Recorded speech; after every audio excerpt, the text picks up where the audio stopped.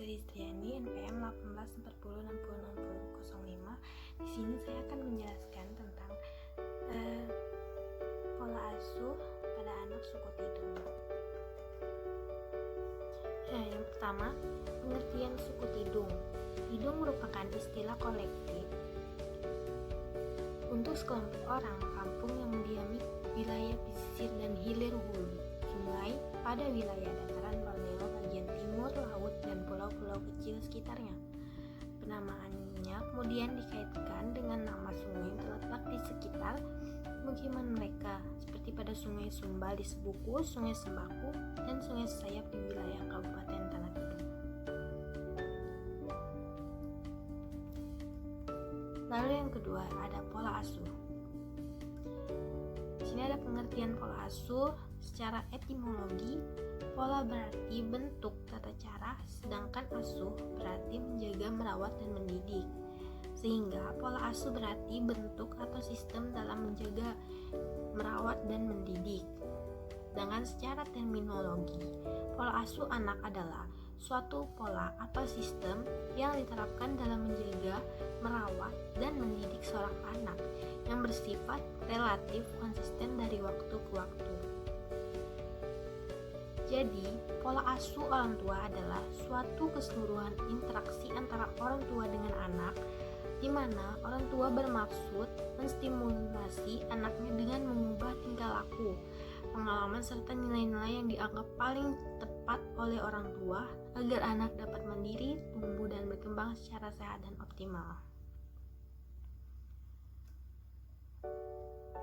Di sini ada faktor-faktor yang mempengaruhi pola asuh. Yang pertama, budaya. Orang tua mempertahankan konsep tradisional mengenai peran orang tua, merasa bahwa orang tua mereka berhasil mendidik mereka dengan baik, maka mereka menggunakan teknik yang serupa dalam mendidik anak asuh mereka. Yang kedua, ini ada pendidikan orang tua. Orang tua yang memiliki pengetahuan lebih banyak dalam mengasuh anak, maka akan mengerti kebutuhan anak.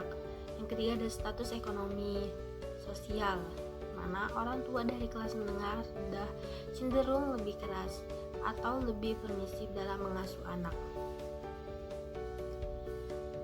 Sini ada macam-macam pola asuh. Yang pertama, pola asuh demokratis. Salah satu bentuk perlakuan yang dapat diterapkan orang tua pada rangka membentuk kepribadian anak dengan cara memprioritaskan kepentingan anak yang bersifat rasional atau pemikiran-pemikiran. Yang kedua, ada pola asuh otoriter, di mana salah satu bentuk perlakuan yang diterapkan orang tua pada anak dalam rangka membentuk kepribadian anak dengan cara menetapkan standar mutlak harus dituruti, biasanya dibarengi dengan ancaman-ancaman. Yang ketiga, ada pola asuh permisif, di mana bentuk perlakuan yang dapat diterapkan orang tua pada anak dalam rangka membentuk kepribadian anak dengan cara memberikan pengawasan yang sangat longgar serta memberikan kesempatan pada anak untuk melakukan sesuatu tanpa pengawasan yang cukup darinya. Nah, di sini ada pola asuh pada anak suku Tidung. Temuan penelitian dari hasil observasi yang dilakukan terhadap informan suku Tidung tentang bentuk pola asuh otoriter, di mana dalam rangka mengelola pola asuhnya, beliau menerapkan banyak peraturan yang harus dipatuhi oleh anak dan memberi hukuman kepada anak ketika anak melanggar aturan tersebut. Hukuman yang diberikan dapat berupa dikuranginya waktu bermain atau tidak diizinkannya bermain keluar rumah. Akibat pola asuh otoriter yang diberikan orang tua suku Tidung pada anak membuat anak merasa cemas, takut, minder, dan terasa kurang menghargai serta kurang percaya diri. Pada anak mudah tersinggung, pemurung, dan mudah terpengaruh.